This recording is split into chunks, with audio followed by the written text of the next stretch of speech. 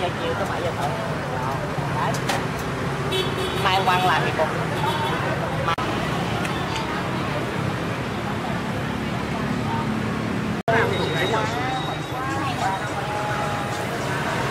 Đâu luôn hai đứa kéo. Đây đi, đây đi.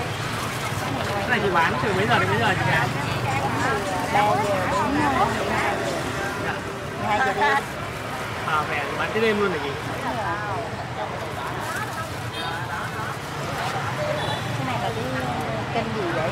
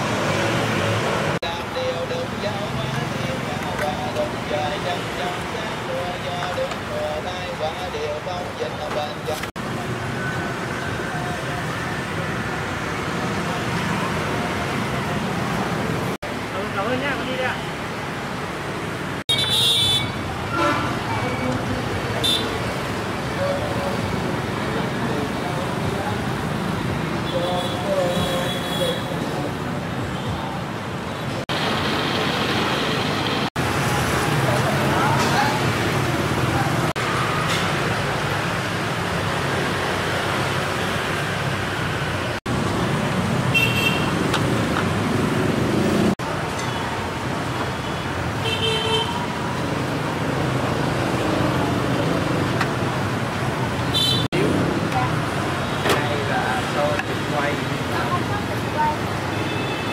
lòng trứng gà non, rồi không mỡ hành. Thấy thì kia thấy nhà báo không? Thấy bán nó rẻ không?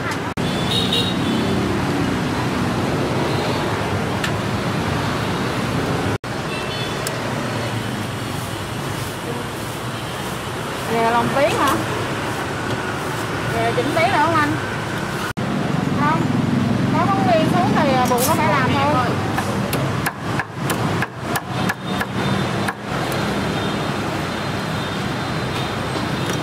Có chừng có cái thằng gì mà hay mua xôi mình đó mày.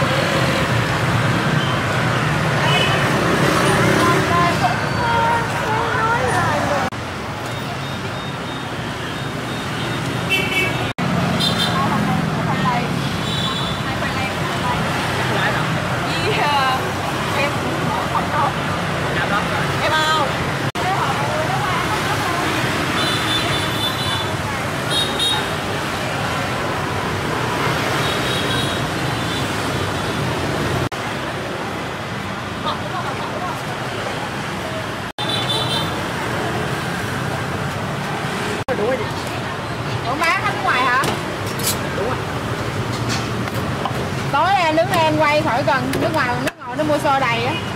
Đúng rồi. Hàn Quốc, Nhật, Anh, Pháp, Mỹ. Không biết nó đọc ở đâu mà tới đây nó mua xôi cũng biết ai đăng. Mấy cái tạp chí du lịch của anh có không? Có mấy tìm xôi rồi tìm đồ ăn rồi không? Giờ đó đó. À tình em mà anh là tổng quyết với chồng.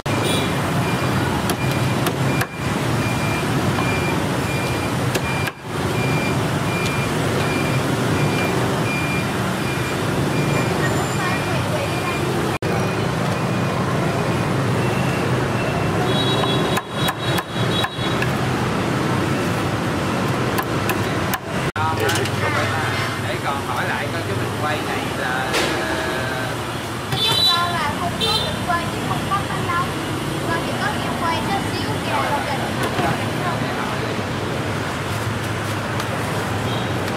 đó không quên không lòng nè. một trái phiếu riêng, rồi cái thứ hai là em quay với lại là lòng trứng gà non, cái đó là chung á. Cái thứ hai là chung không có mã hành. là heo quay lòng trứng non, Heo quay rồi lòng trứng non là chung một cái thì cái đó không hành nha. Hai hộp 2 hộp 35, một hộp xíu, một heo lòng non không hành, một cạnh. rồi